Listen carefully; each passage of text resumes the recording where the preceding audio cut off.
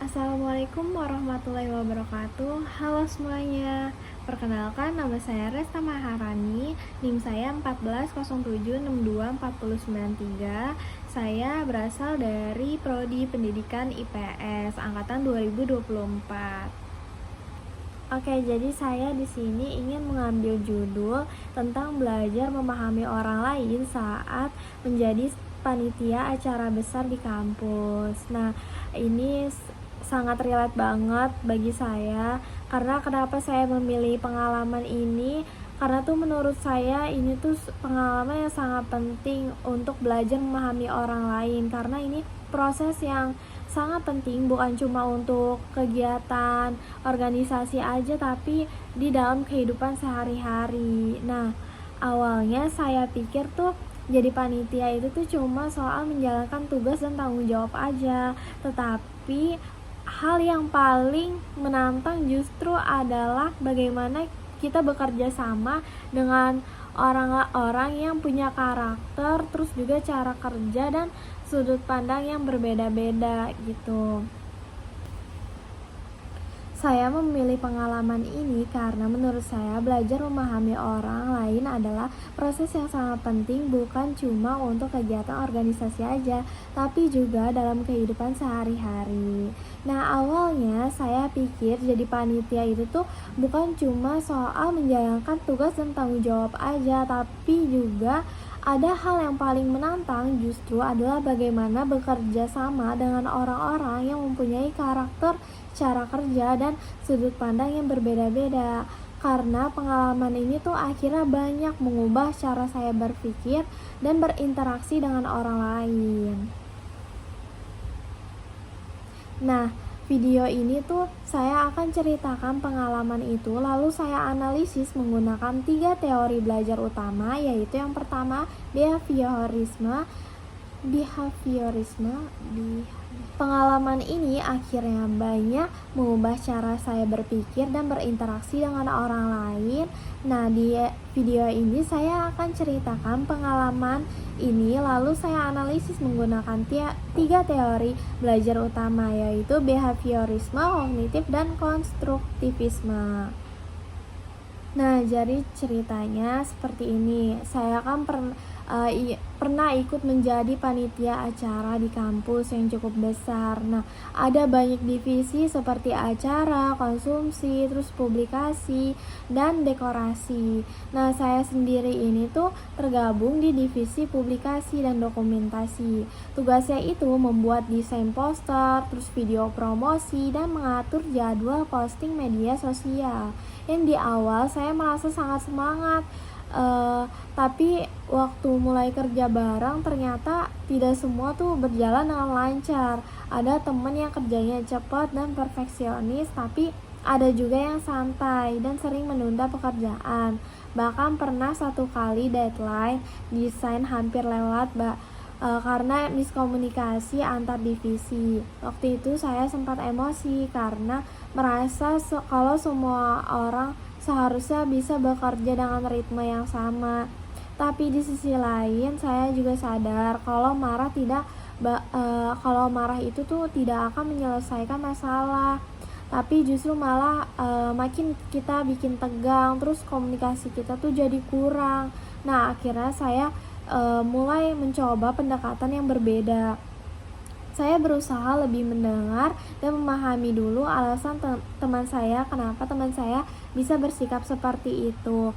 Nah, ada yang ternyata sedang banyak tugas kuliah, terus juga ada juga yang belum paham tanggung jawabnya secara penuh.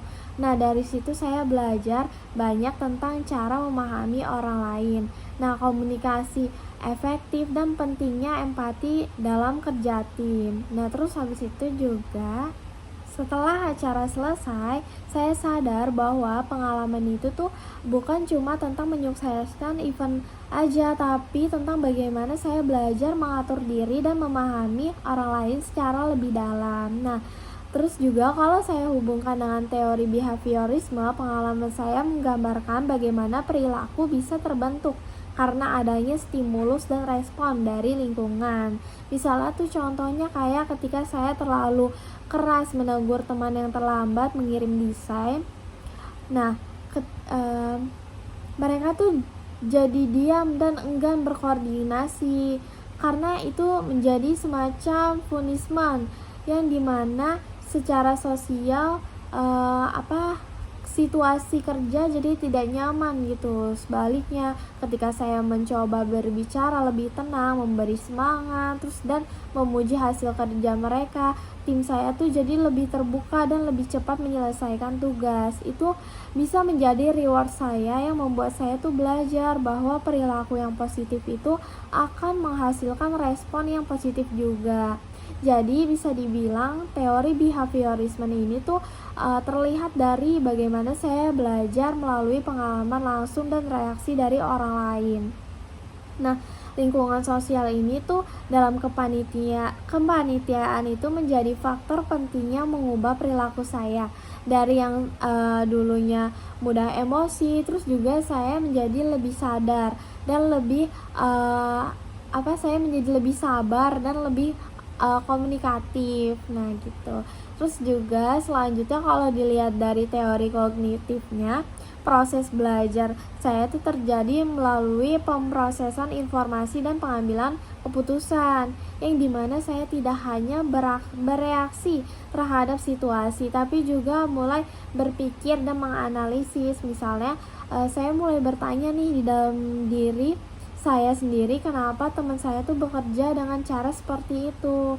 Nah, bagaimana cara saya menyampaikan pesan agar tidak menyinggung mereka gitu. Apa sih strategi terbaik saya supaya semua tim itu bisa bekerja dengan efektif. Terus juga saya mulai membuat strategi seperti menyusun timeline kerja, terus juga mengatur jadwal, terus komunikasi yang jelas, dan membuat catatan setiap kali ada rapat supaya tidak ada miskomunikasi. Kayak misalnya seperti setiap ada rapat kita share di grup itu notulensi dari rapat tersebut gitu. Nah, selain itu tuh saya juga belajar mengenali emosi diri sendiri, kapan harus bicara dan kapan lebih baik diam, dan kapan waktunya memberi dukungan. Nah, dari situ saya sadar bahwa proses belajar tidak hanya tentang perilaku yang tampak, tapi juga dengan cara berpikir, menganalisis, dan memahami situasi di sekitar kita. Terus juga kalau dari sudut pandang konstruktif. Nah, kalau dari sudut pandang teori konstruktivisme, pengalaman ini tuh paling terasa maknanya. Karena di dalam teori ini seseorang membangun pengetahuan dari pengalaman dan interaksi sosial.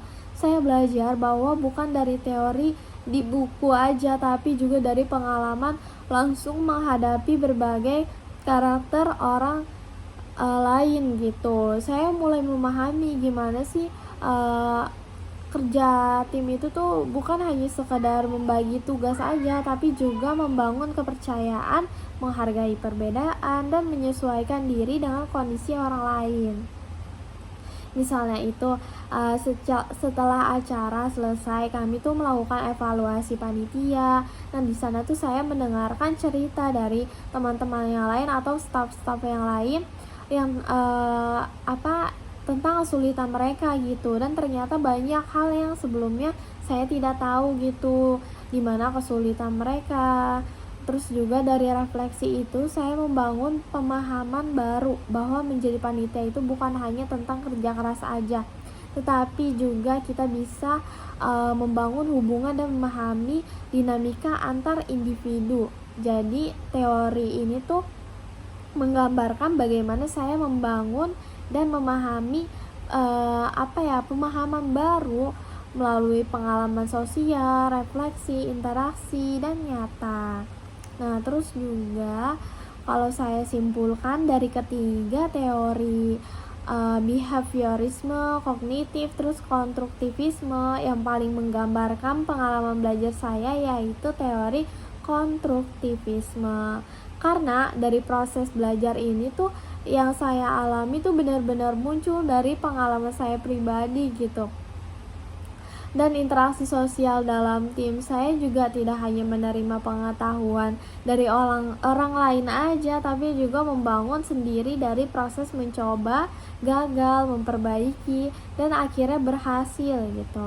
Melalui pengalaman itu tuh saya belajar untuk menjadi lebih banyak sabar, terus empati dan terbuka terhadap perbedaan. Saya juga menyadari bahwa kemampuan memahami orang lain adalah memahami dengan keterampilan yang sangat berguna gitu, baik di dunia organisasi, perkuliahan maupun di kehidupan sehari-hari.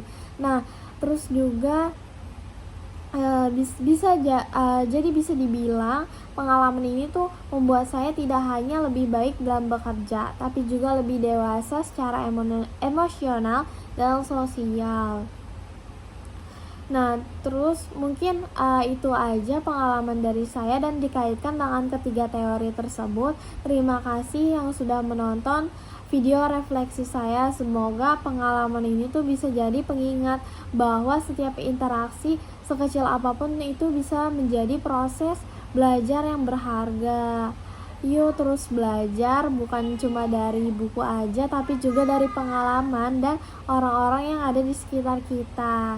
Dan sampai jumpa teman-teman. Terima kasih yang sudah mendengarkan.